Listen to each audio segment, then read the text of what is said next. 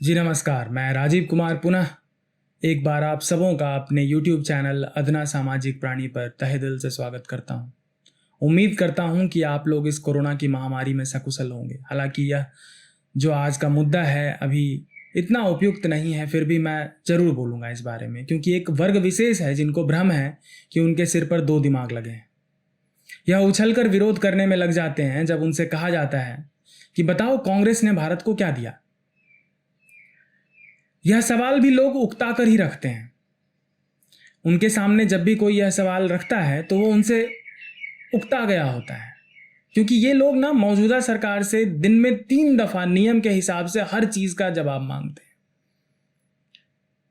और जब इनसे पूछा जाए तो ये कहेंगे कि कांग्रेस ने देश को अनेकों विश्वविद्यालय दिए, अस्पताल दिए, अनेकों सुविधाएं मुहैया कराई, हजारों परियोजनाएं चलाई, शहरी नवीनीकरण और ग्राम विकास के लिए बहुत सारी सहायता दी, स्वास्थ्य संबंधी कदम उठाए।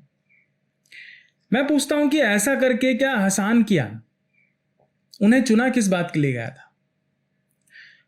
जनता के प्रतिनिधि का काम क्या होता है? यही सब करना तो उनका काम है। और अगर जब उनसे वो पूछा जाता है तो वो तपाक से बोलेंगे कि हम भी तो मौजूदा सरकार से यही पूछ रहे हैं। मौजूदा सरकार को कार्यकाल में सिर्फ 6 साल हुए आए हुए। जब आपसे 7 दशकों का हिसाब मांगा जाता है, 70 सालों का हिसाब मांगा जाता है, तो आपके पास कुछ नहीं मिलता। घोटालों की लंबी फहरिस्त है। यहाँ पे तो मैं समय बर्बाद नहीं करना चाहता, वरना मैं घोटालों के बारे में जरूर बात करता। हाँ, बाकी जहाँ तक आपकी विश्वविद्यालय और अनुसंधान केंद्रों और प्रौद्योगिकी संस्थानों का सवाल है, तो इनसे कुछ खास मदद नहीं मिली है अब तक देश को। मैं पूरा खोल कर तो नहीं रख सकता, क्योंकि एक बहुत बड़ा रिसर्च है इसके पीछे और समय लग जाएगा उसको बताने में।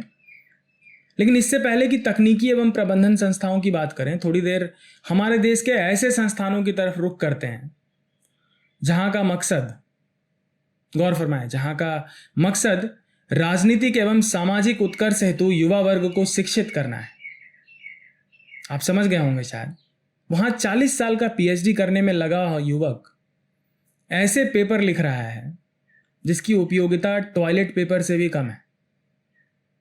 देश की राजधानी में राजनीतिक रंगमंच पर नाचने के अलावा क्या महत्वपूर्ण दिया है इन कथित बुद्धिजीवी युवाओं ने? जेएनयू की संतानों की बात कर रहा हूं। अब आइए, कूद कर आइए और प्रशासनिक सेवाओं में कार्यरत इनके स्नातकों की फहरिस्त सामने लाइए। आपको मेरा जवाब है कि आप औसत देखिए और अपना मुंह बंद रखिए। कीचड़ में कमल खिलता है, इसका मतलब यह नहीं होता कि उसमें लोग स्नान करने लगे और वह कीचड़ का पानी पीने योग्य हो जाए। वह कमल भारत मां का सिरमौर बनेगा, लेकिन उस कीचड़ को कालिख की तरह उसके चेहरे पर हम नहीं पुतने देंगे। जो गलत है वो गलत है, जो सही है वो सही है। प्रौद्योगिकी संस्थानों का भी कोई खास बड़ा योगदान नहीं रहा देश की अर्थव्यवस्था में। सिर्फ टैक्स के पैसे पर सब्सिडाइज्ड रेट में उच्च शिक्षा प्राप्त कर विदेश पलायन करने की ताक में उकड़ू बैठे युवाओं से भरी है यह संस्थाएं। उनकी काबिलियत पर मुझे बिल्कुल भी संदेह नहीं है, लेकिन पूरी आबादी का 18% है भारत, करीब करीब। आजादी के 70 साल बाद भी तकनीकी विकास के नाम पर विश्व मानचित्र पर यह अपनी जगह ढूंढ नहीं पाया है। क्या कर रहे हैं आईआईटी के होनहार? और क्या फायदा ऐसे संस्थानों का जब देश का प्रधान सेवक राष्ट्रीय मंच से आवाज लगाता है कि स्वदेशी अपनाओ, स्वदेशी अपनाओ, तो संपूर्ण भारत के भड़वे बुद्धिजीवी उसकी खिल्ली उड़ाकर कहते हैं कि स्वदेशी उत्पाद निम्न स्तरीय है। कौन जिम्मेदार है इसका? इसीलिए चीन का माल खरीदना पड़ता है, इसीलिए हम चीन पे आश्रित हैं। चुल्लू भर पानी में डूबकर मर जाना चाहिए इंजीनियरों को और उनको पैदा करने वाली ऐसी निकम्मी सरकार को। लाखों की फीस लेकर ज्ञान वितरण करने वाली प्रबंधन शिक्षण संस्थाएं, जी हां, मैं जिसकी बात कर रहा हूं उसके बारे में आप समझ चुके हैं, ऐसे प्रशिक्षित मानव संसाधन बनाने में असमर्थ रही हैं कि भारत में सप्लाई चेन संबंधित सुव्यवस्था कायम ना हो सकी है अब तक। यहाँ के स्नातक अभी सिर्फ अपनी जेबों को भरने के हिसाब से सिस्टम्स को डेवलप करते रहे हैं। प्रबंधन का मुख्य केंद्र सिर्फ और सिर्फ मुनाफाखोरी रहा है। मल्टीनेशनल कंपनियों में इन्होंने बिचौलियों को ज़्यादा मुनाफा देकर एक कृषि प्रधान देश के कृषकों और निचले स्तर के कर्मचारियों की हालत बदतर करने में अहम भूमिका निभाई है।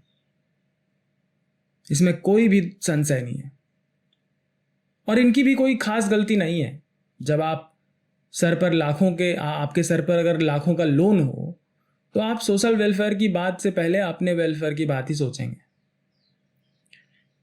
कुछ सराहनीय प्रयास हुए जिनकी मैं कद्र करता हूं, लेकिन औसतन यह संस्थाएं कुछ खास योगदान नहीं दे पाई हैं भारत को ऊपर उठाने में। यहां से निकले मानव संसाधन ने व्यक्तिगत तौर पर, जो कि बहुत सराहनीय है, विश्व मानचित्र पर अपने कौशल के अनेकों झंडे गाड़े हैं। बड़ी बड़ी बहुराष्ट्रीय कंपनियों के मुख्य प्रबंधक बने हैं और अनेकों आविष्कार किए। लेकिन शर्मसार कर देने वाली बात यह है कि आज भी इनके खुद के देश में, भारत में, होली, दिवाली, पर्व त्योहार पर और बच्चों के खिलौने चाइना से आयात करने पड़ते हैं। वस्तुतः विश्लेषण मौजूद है जिसमें कहा जा रहा है कि भारत में करीब 80 से 90% आम दिनचर्या में इस्तेमाल होने वाली चीजें चाइना से बनकर आती हैं। क्यों आती है?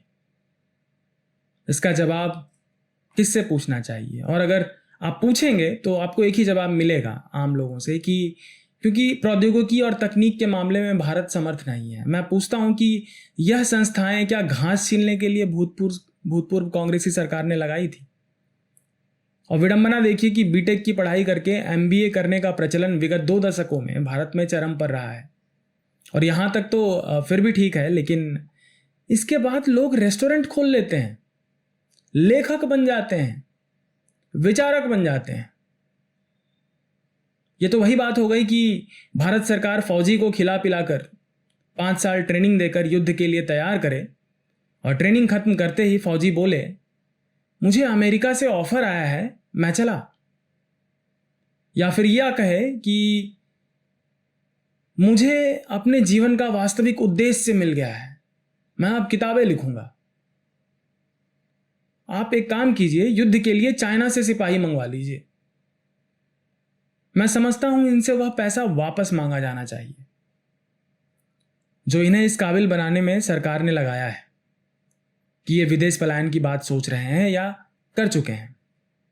सरकार ने टैक्स के पैसे खर्च किए इन पर। इनका उत्तरदायित्व है कि कम से कम एक ऐसा छोटा मोटा आविष्कार जरूर करें जिससे भारत को तकनीक के मामले में विदेशों का मुंह ना देखना पड़े हर बार। छोटी सी कोई एक आविष्कार जरूर करें अगर आप इंजीनियर हैं तो। हालांकि अब माहौल बदल रहा है। टाटा और महिंद्रा जैसे अमूल्य रत्न भारतीय मूल के इंजन और अन्य उपकरण बना रहे हैं। बहुत ही सराहनीय कदम है ये। भारत में निर्मित चंद्रयान के बारे में आपने तो सुना ही होगा। नासा तक आश्चर्यचकित रह गया था। अभी हाल फिलहाल की खबर है कि रेलगाड़ियों को हफ्ते भर में कैसे आइसोलेशन वार्ड में परिवर्तित कर दिया गया, कैसे टाटा ने सस्ते वेंटिलेटर 15 दिन में बनाकर खड़े कर दिए और एम्स को भेज दिया। यह देखकर सचमुच लगता है कि भारत अपने पैरों पर खड़ा होना चाहता है, लेकिन कहीं ना कहीं से उसे खींचा जा रहा है या बांध कर रखा गया था। और ऐसे में जब घटिया राष्ट्र विरोधी चाटुकारों को पुनारी सरकार की योग्यता का हवाला देखते हुए देखता हूं तो घिन आने लगती है उनसे। अगली बार जब मुंह खोलिएगा तो याद रखिएगा कि आपकी पसंदीदा सरकार के दिए हुए संस्थानों ने ऐसे बेकार बुद्धिजीवी पैदा किए हैं जो जोंक की तरह इस देश का खून चूसते रहते हैं और जैसे ही मौका मिलता है विदेश की जूती चाटने निकल जाते हैं। और आप बैठे बैठे राष्ट्रवादियों को गाली दे रहे हैं, उनको कह रहे हैं कि वो अलगाववादी हैं। मेरा रुख जरा कड़ा जरूर हो गया होगा, लेकिन सत्य पर चाशनी लगाकर परोसने की आदत नहीं है मुझे। और मैं इस बात से भी इत्तेफाक रखता हूं कि गेहूं के साथ घुन भी पिसता है। तो इस बात पर गौर कीजिएगा और कान में खोंस लीजिएगा कि पहले सब खराब नहीं थे पर ज्यादातर थे, और वर्तमान में भी सब अच्छे नहीं हैं लेकिन ज्यादातर हैं, और इसमें आसमान जमीन का फर्क है। सारी की सारी विदेशी कंपनियों का जमावड़ा भारत में खड़ा है। टैक्सी से लेकर फूड एग्रीगेटर से लेकर कपड़ों, घरेलू संसाधनों की ऑनलाइन खरीद फरोख्त, यह सब बाहर की कंपनियों के द्वारा संचालित किया जा रहा है। आपके सोशल मीडिया के प्लेटफॉर्म्स देख लीजिए, आप ईमेल सर्विसेज देख लीजिए, आप जहां अपने वेबसाइट होस्ट कर रहे हैं उन सर्वर्स को देख लीजिए, ये सब के सब विदेशी हैं। क्यों बन रहे हैं ये सब के सब बाहर? भारत में क्यों नहीं बन पाया? क्योंकि भारत के तथाकथित सेंटर ऑफ एक्सीलेंस एक मजाक से ज्यादा कुछ नहीं थे। उच्च शिक्षा का घनघोर व्यापारीकरण, संपन्न वर्ग का विदेश पलायन साफ इंगित करता है कि कांग्रेस नाकामयाब रही और बुरी तरह नाकामयाब रही। जो जितनी लीपापोती करना चाहे करे, लेकिन कौवा को कितना भी सफेद रंग से पोत देंगे तो वो कबूतर नहीं बन जाएगा।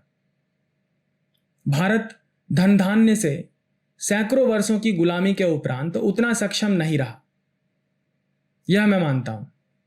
लेकिन इस मिट्टी में उद्यम, जुगाड़ विद्या और सृजनात्मकता कभी मरी नहीं थी। लेकिन इसे कुंद करके अपाहिज बनाया कांग्रेस ने। जब भारत के युवा को स्वदेशी तकनीक का सहारा लेकर स्वदेशी उत्पाद बनाने चाहिए थे, आत्मनिर्भर बनना चाहिए था, क्राफ्ट सेक्टर, कृषि, लघु उद्योगों को ऊपर लेकर आना चाहिए था, तब सरकार ने युवाओं को व्हाइट कॉलर जॉब के नाम पर विदेशी दलाल बना दिया। जी हां, मैं सच बोल रहा हूं। एसी में बिठाकर कॉल सेंटर एग्जीक्यूटिव बना दिया गया उनको। इस कॉल सेंटर वाली चीज को एफडीआई का नाम दे दिया गया और एम्प्लॉयमेंट जनरेशन की तर्ज पर खाते में दर्ज भी करवा दिया गया कि देखो हमने इतनी एम्प्लॉयमेंट जनरेट करी है। कृषि पर आधारित अर्थव्यवस्था को खोखला कर किसानों को मजदूर और मजदूरों को बद से बदतर जिंदगी जीने के लिए शहरों की तरफ भेज दिया। और इसमें सिर्फ केंद्र सरकार नहीं, अपितु राज्य सरकारें भी दोषी थी। आज कोई स्वदेशी की बात करता है तो पप्पू के धुम उनका मजाक उड़ाते हैं। उनके लिए यह उपहास का विषय है। उनके लिए बस इतना ही कहूंगा कि दूसरों पर उंगली उठाने से पहले अपने गिरेबान में झांकने की आदत डालिए। मुफ्तखोरी और दलाली की आदत छोड़िए। विदेशी त्यागिए और स्वदेशी अपनाइए। इस बार देश रुकेगा नहीं, और अगर आप ज्यादा विदेशी नाच नाचेंगे तो आपको भी त्याग दिया जाएगा। तो सावधान रहें, सतर्क रहें और स्वदेशी अपनाएं। इतना ही कहना चाहूंगा। धन्यवाद।